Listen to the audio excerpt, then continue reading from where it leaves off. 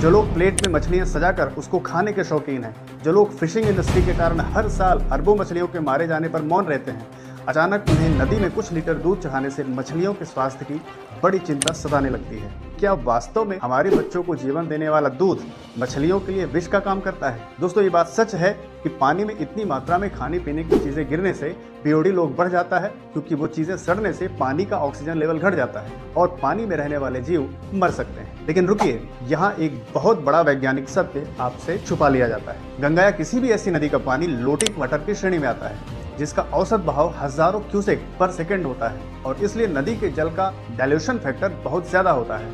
तो इसमें अगर कुछ लोग कभी कदार कुछ लीटर दूध अर्पित भी कर देते हैं तो नदी के इतनी मात्रा में जल के सामने दूध की वो मात्रा लगभग ना के बराबर होती है।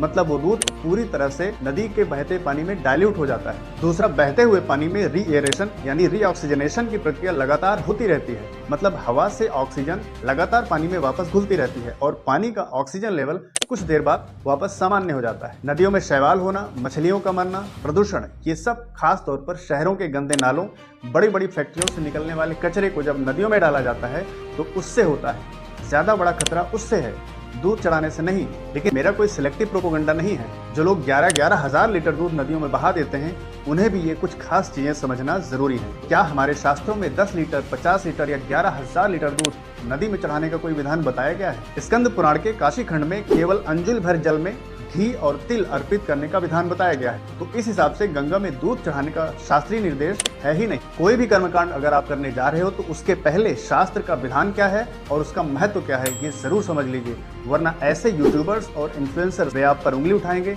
और आपके पास उसका कोई जवाब नहीं होगा।